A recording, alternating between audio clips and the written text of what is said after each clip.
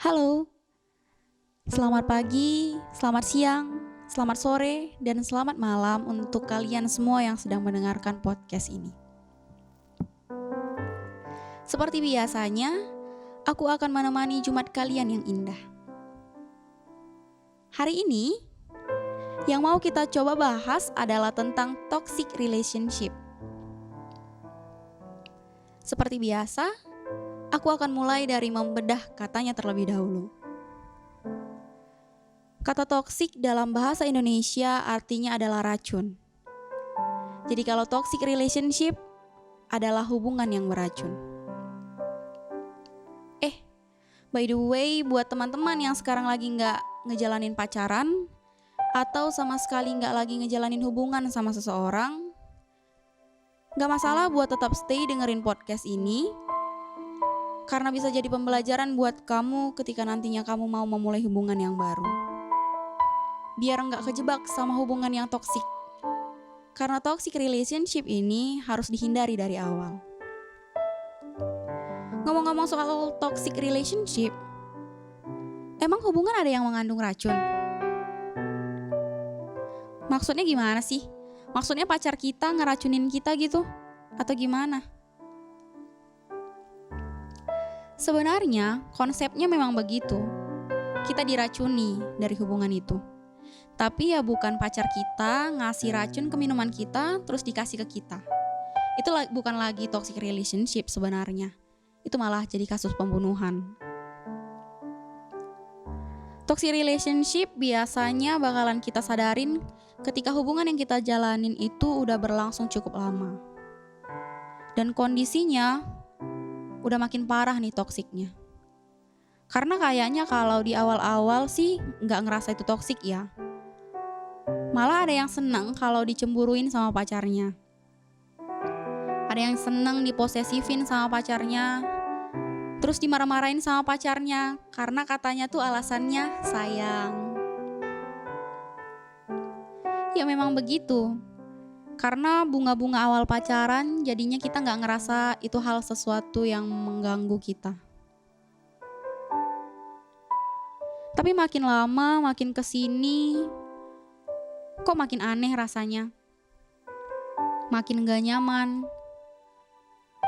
Ngerasa dia tuh kayak ada yang beda.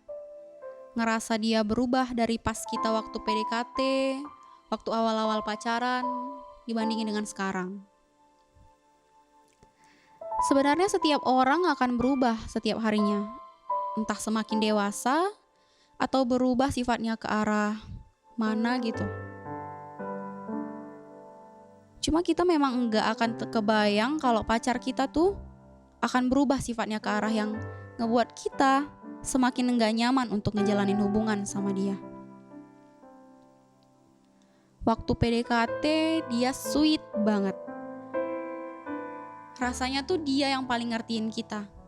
Dia yang paling tahu apa yang kita butuhin. Tapi makin lama, ternyata hal yang sama sekali gak pernah kita bayangkan atau takutkan, tiba-tiba kejadian gitu aja. Biasanya kan di awal kita mulai hubungan tuh ketakutannya adalah kalau dia tiba-tiba gak serius sama kita. Atau tiba-tiba dia ghosting, ngilang gitu aja. Atau kita sama dia tuh punya goal yang beda. Apalagi kalau dari awal niatnya udah ke arah yang serius. Kita sama sekali gak pernah expect tentang sifat dia yang bakalan berubah seiring berjalannya waktu. Terus satu masa kita mikirnya, kok dia gak kayak yang dulu lagi ya? Kok dia beda ya? Dia berubah, gak sweet lagi gitu.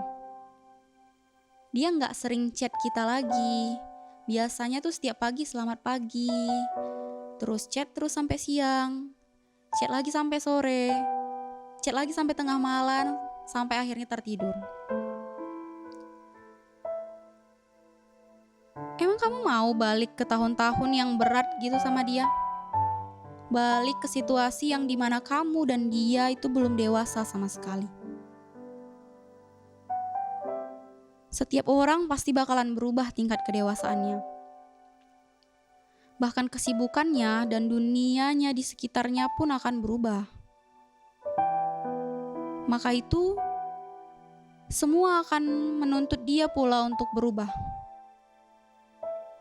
Baik pola pikirnya, caranya menyikapi sesuatu, caranya menanggapi kamu, dan caranya menghadapi masalah yang terjadi di antara kalian.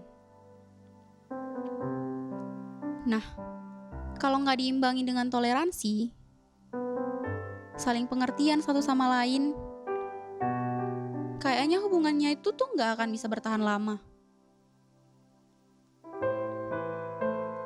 Hubungan itu tuh nggak melulu tentang dari awal kamu ngejalanin pacaran sama dia, manis terus, gak ada berantem-berantemnya. Harus ada perkembangan atau pertumbuhan di hubungan itu sendiri. Kita juga harus banyak belajar biar hubungan kita tuh gak stuck atau buntu. Kalau ada sedikit masalah atau hal-hal kecil yang berubah di hubungan kita udah ngerasa dia aneh, dia beda, dia begini, dia begitu, dia bla bla bla bla yang lainnya. Banyak spekulasi yang timbul di benak kita. Biar hal itu gak kejadian, ya kita harus banyak belajar tentang hal-hal positif di suatu hubungan. Belajar tentang bahasa kasih, belajar ngertiin sifat pasangan kita satu sama lain. Dan belajarnya pun harus bareng-bareng. Gak bisa kamu aja, gak bisa juga dia aja. Seperti podcast sebelumnya, hubungan itu bukan tentang ego masing-masing orang di sebuah hubungan. Karena yang ngejalanin hubungan itu 2 orang, bukan cuma 1 orang. Kayak kalau misalnya ada masalah nih, jangan langsung diledakin gitu aja ke pasangan kita. Kenapa nggak waktu lagi emosi? Coba tenangin pikiran dulu. Dipikirin dulu apa yang jadi masalah antara kamu sama dia. Apa yang buat emosi. Terus nanti kalau udah tenang, dibahas sama-sama. Didiskusiin sama-sama. Jangan main ledakin gitu aja. Sebenarnya simpel kan? Gak perlu pakai marah-marah.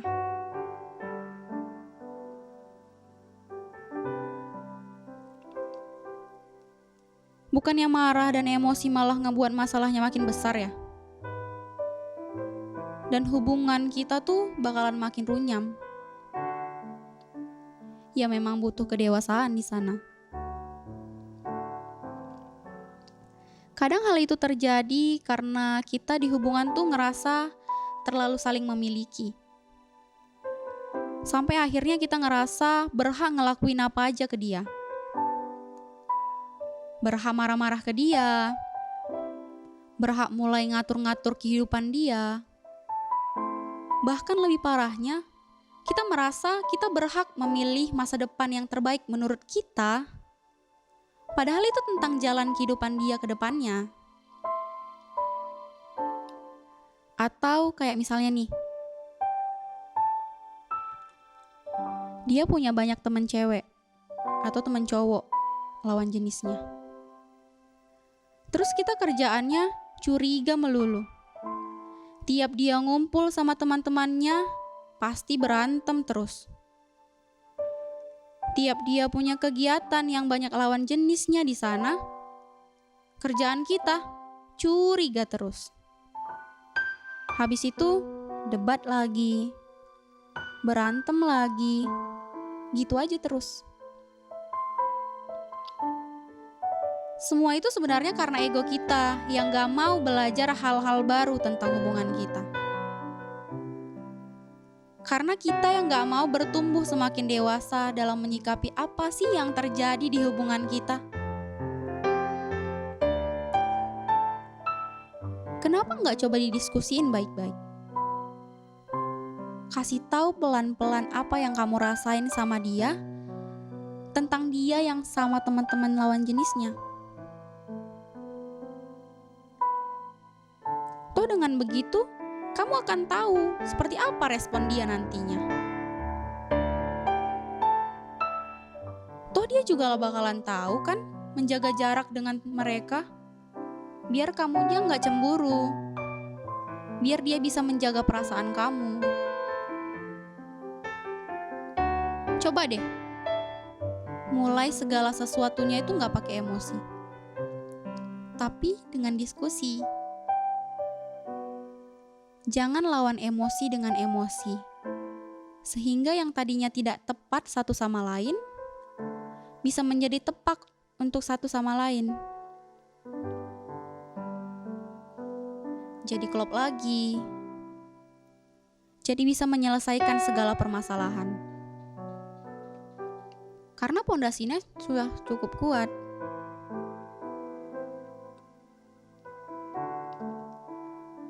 Nah, aku bakalan kasih beberapa ciri-ciri tentang toxic relationship.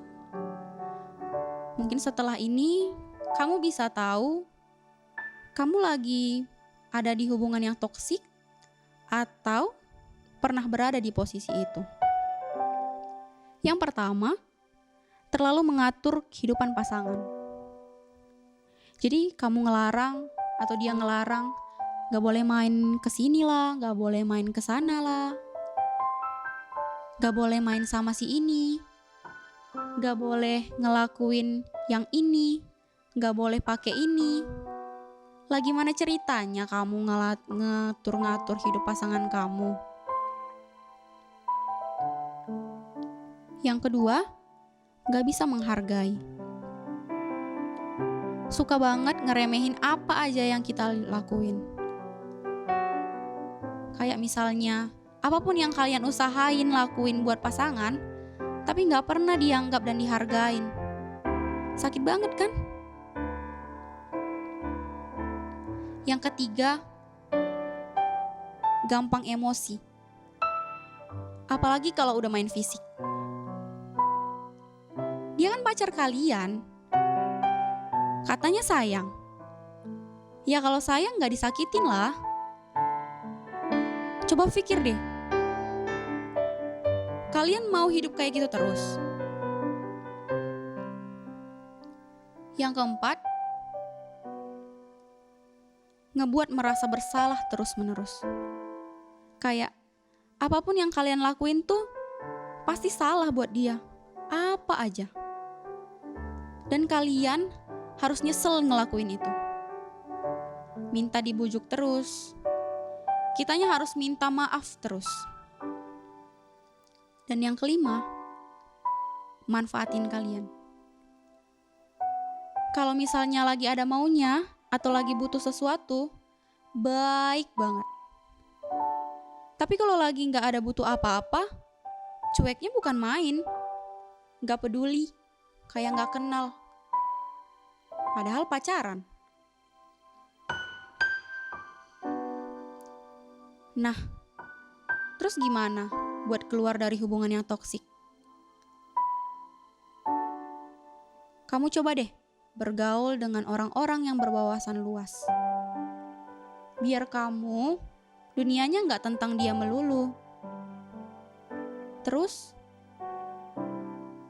kamu coba deh cari orang yang tepat atau teman yang tepat buat diajak curhat, cerita, sharing tentang hubungan kalian. Atau kamu bisa dengerin podcast tentang toxic relationship atau baca-baca artikel. Dan yang terakhir, dan yang paling penting, coba deh sampein ke doi. Gimana sih yang kamu rasain sama perlakuan dia selama ini ke kamu? Coba didiskusin dulu. Nah, kalau dia gak bisa terima, maka bulatkan tekad kamu untuk berhenti di sana. Jangan terlalu memaksakan diri.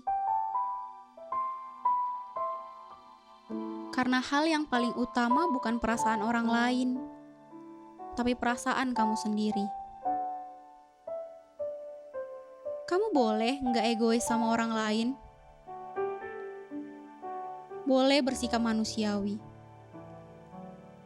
Tapi apa kamu juga sudah cukup tidak egois dengan perasaanmu sendiri? Jadi, kamu pasti bisa. Sayangi diri kamu juga ya.